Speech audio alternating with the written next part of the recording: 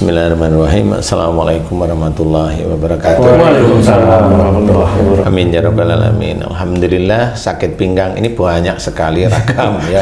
Sakit boyok, bangkian nggak tahu, bengkoang saya tahu ya. Sakit boyok. Encok Pak Ustadz sama encok, ya encok ya Pak Ustadz. Boyok, encok itu sama lah. Kalau boyok itu Jawa. Boyok Jawa. Jawa, encok itu agak naik sedikit grade-nya ya. Modern. Agak lebih modern, agak lebih ke kota lah. Nasional. Nah, kemudian sakit pinggang, itu nasional. Kalau itu sudah. Ya, jadi itu ada beberapa titik biasanya di belakang ya, belakang kiri atau kanan, itu namanya boyok istilahnya. Boyok, encok seperti itu. Kemudian kalau memang sakit pinggang itu seperti itu. Tapi kalau yang di punggung bagian bawah itu, atau punggung bagian bawah ya, atau di tulang ekor itu kok saya juga belum tahu ya sakitnya apa. Tapi itu juga sama, itu dinamakan sakit pinggang. Jadi kayaknya dari mulai kiri ke kanan bagian belakang itu kayaknya namanya sakit pinggang deh kayaknya ya. Ada yang katanya itu ginjalnya rusak atau ginjalnya kotor. Enggak sih ya, relatif enggak seperti itu. Karena ginjal rusak itu enggak harus dengan sakit pinggang. Enggak harus sih, tapi bisa aja sakit pinggang, ginjalnya rusak ya bisa, karena udah sampai kerasa seperti itu. Tetapi rata-rata enggak harus ya, enggak harus. Karena yang kalau dari saya yang saya amati, sakit pinggang itu karena emosional, bisa yang disimpan atau yang dikeluarkan, keluar secara verbal, khususnya kepada pasangan, rata-rata itu kepada pasangan. Pasangan. Iya, kiri atau kanan itu kepada pasangan. Kemudian yang tengah, tulang ekor itu bisa pada pasangan, bisa pada orang tua. Jadi itu saya pernah itu Pak Ustadz, tulang ekor sakit tuh. Iya. Wih, lama itu Pak. Ya, itu dengan biasanya dengan orang tua atau pasangan, tergantung ya. Karena memang saya berpikirnya kan istilahnya kenapa orang itu walaupun tubuhnya hancur itu tulang ekor itu utuh gitu. Karena memang itu kayaknya menurut saya itu cara istilahnya itu memori dari para nasab istilahnya kalau saya. Kalau saya ngartiinnya gitu. Jadi nasab-nasabmu, kamu itu naik ke atas sampai ke Nabi Adam itu nasabnya kayaknya tertulis di situ gitu loh. Oh, di tulang ekor. Menurut saya, ini menurut saya ya. Gitu ya?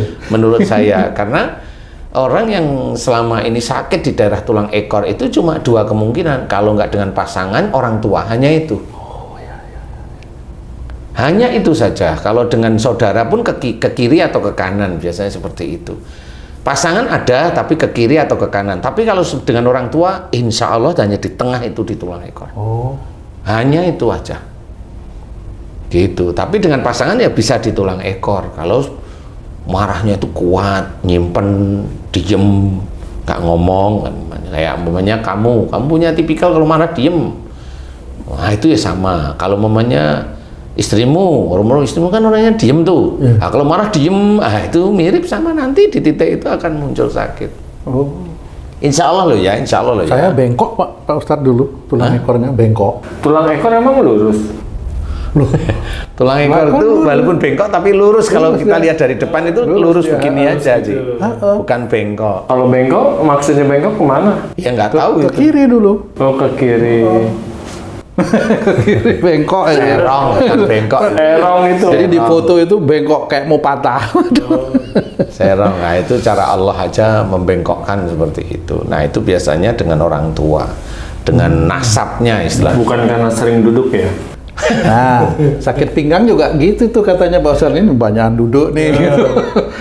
Ya, duduk itu sebenarnya suatu kenikmatan. Lah kok disalahkan kebanyakan duduk itu dari mana? Makanya orang-orang yang muslim hati-hati dengan bicara, nggak boleh menyalahkan sesuatu yang memang itu adalah suatu kenikmatan dari Allah. Duduk itu kenikmatan dari Allah, disyukuri. Betul. Nah, kok sakit pinggang kok karena duduk itu nggak ada. Cari aja tempat duduk yang hebat, empuk, ya tetap aja sakit pinggangnya. Kan gitu ya.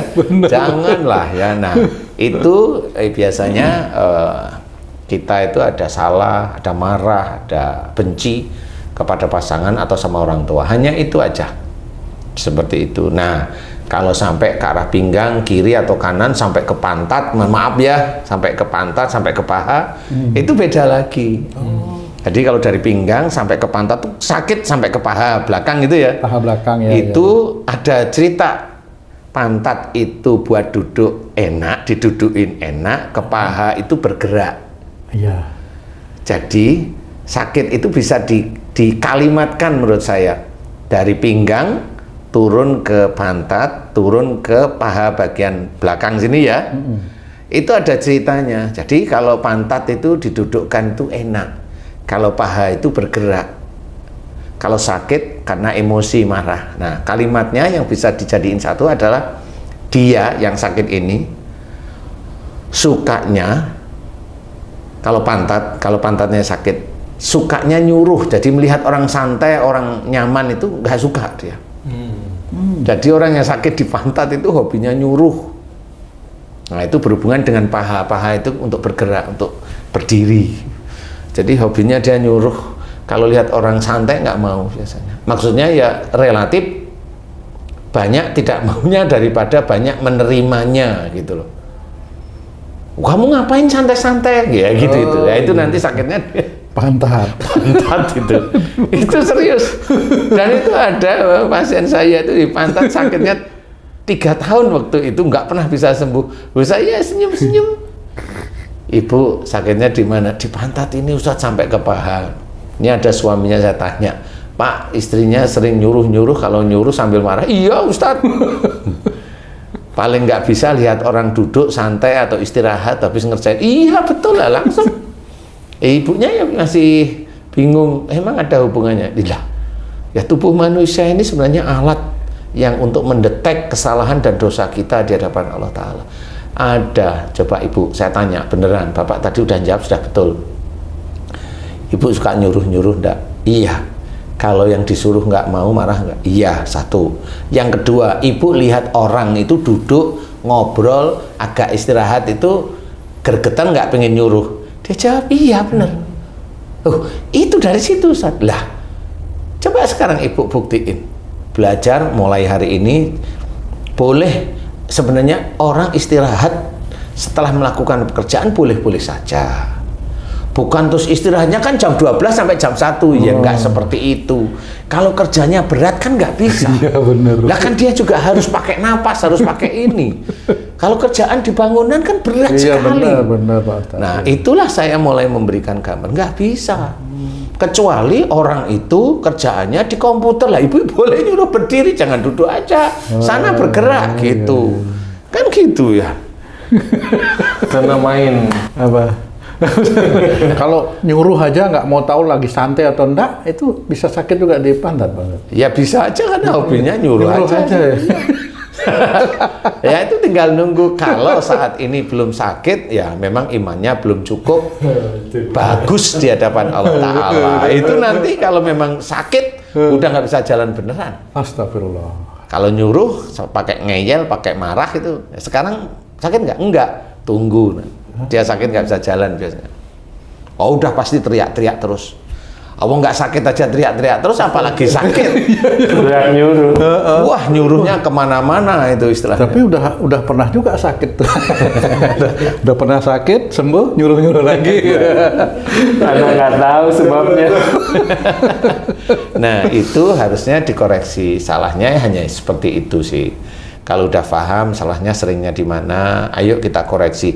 Yang namanya muhasabah itu ya begitu, ngoreksi. Bukan hanya cuma mengucap astagfirullahaladzim, bukan cuma mengucap itu tobat, mohon ampun kepada Allah Ta'ala. Tapi muhasabah itu satu persatu dikoreksi, kesalahan saya di mana. Baru nanti diucapkan dalam bentuk istighfar, kesalahan saya di mana, diucapkan dalam bentuk istighfar.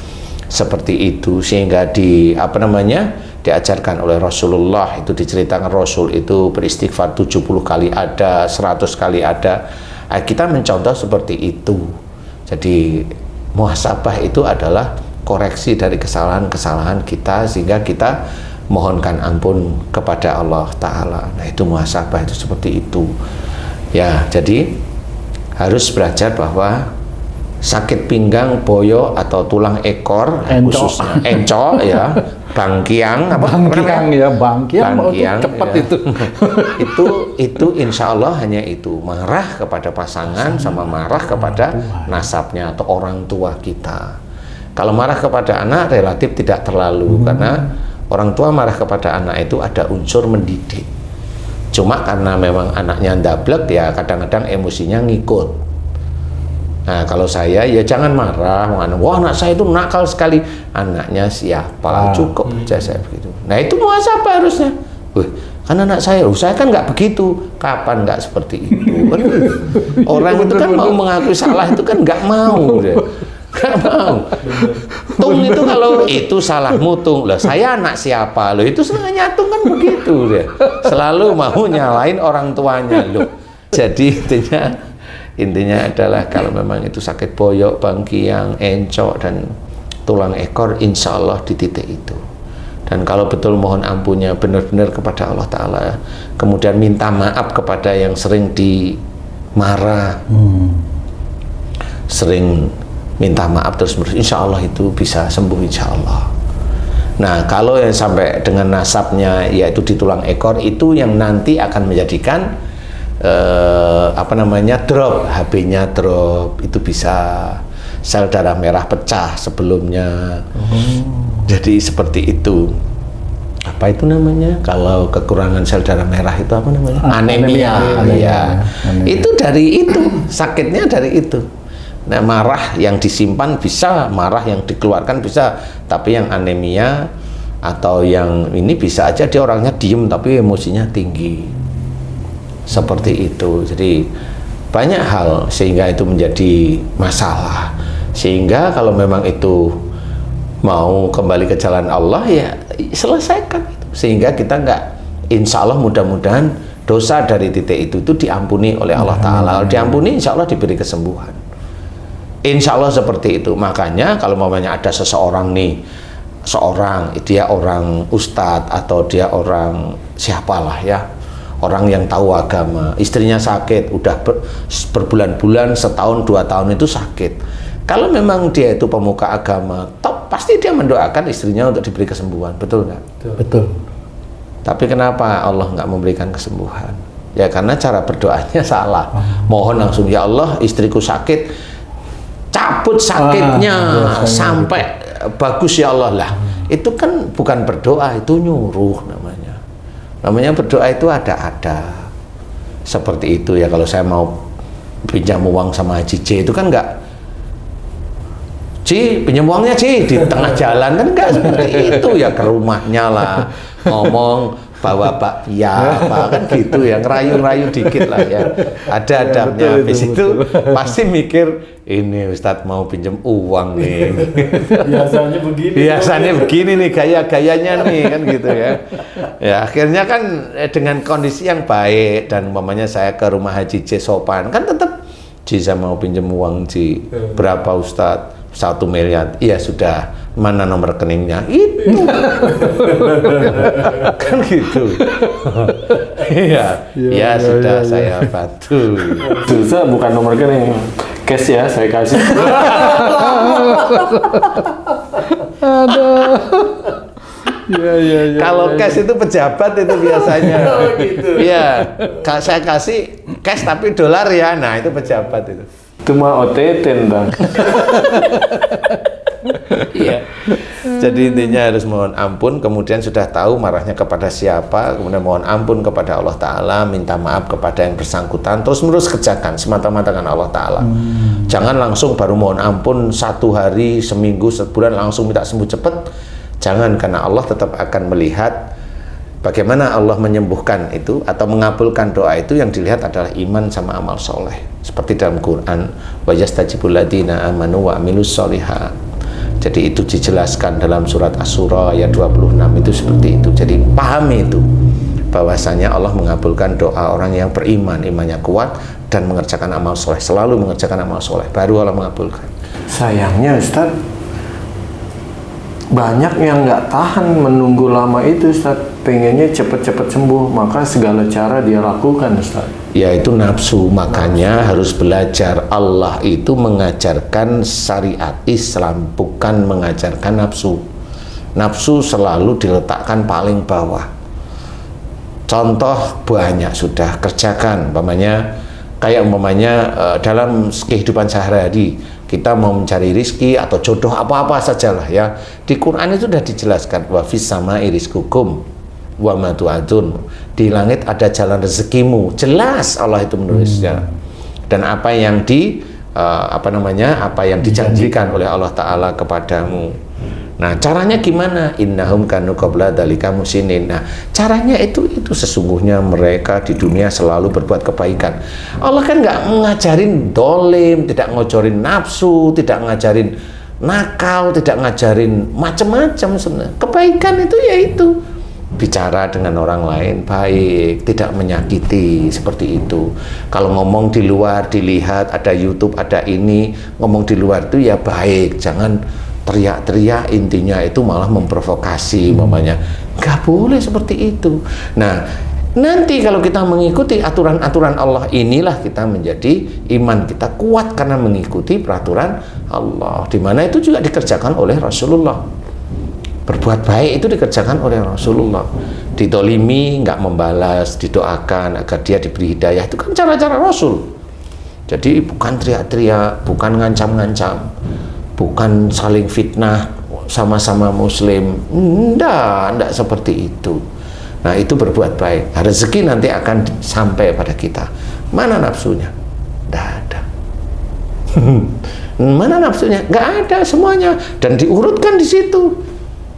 Kanu qalila minal laili ma yahjaun. Itu dijelaskan, orang-orang yang menjadikan tidur di waktu malam. Maksudnya apa? Orang yang selalu mendengarkan nasihat-nasihat kebaikan. Nah, zaman dulu itu ya Rasulullah malah memberikan nasihat-nasihat baik, entah itu ayat-ayat Quran dan sebagainya, nasihat-nasihat baik yang diberikan. Nah, orang yang mau mendengarkan ini, itu termasuk mau mendengarkan. Nah, itu orang-orang yang diberi rahmat. Terus apalagi wabil asarihum yastaghfirun, di penghujung malam mereka selalu memohon ampun. Ini kan urutan berbuat baik. Penghujung malam berhubungan dengan qiyamul lail atau sholat sunnah tahajud. Tidak meminta dunia, enggak. Allah mengajarkan selalu memohon ampun. Nah, itu aja yang diajarkan oleh Allah Ta'ala. Mohon ampun, mana nafsunya? Enggak ada. Enggak ada. Nah, disitulah yang harus kita pahami, bahwa kita patuhi perintah Allah, kita patuhi perintah Rasulullah Muhammad SAW, agar keadaan dunia kita itu nanti ya diberikan oleh Allah Ta'ala. Ujian pun tidak berat-berat banget. Ujian tidak berat itu paling tidak ya, kalau punya istri maknya banyak, akhirnya istri maknya dikit. Kan itu enggak ujian loh itu, Ci. Haji mamanya istrinya sehari itu bisa 4 kali 5 kali. Nah, itu kan ya ujian. Tapi nanti istri maknya sehari 2 kali. Kan itu kan ngirit jadinya. Sudah pensiun istrinya ngirit. Oh, itu disyukuri, Ci. Alhamdulillah ya. Ya kan gitu ya, Ci. Kok nggak jawab? Ini kebalikan nih biasanya kalau nggak jawab ini. Repot ini. Laper, Ustaz. Oh iya. Emang iya. ikut bodybuilding. Lapar Ustaz. Ampun ya Allah ya Rabb.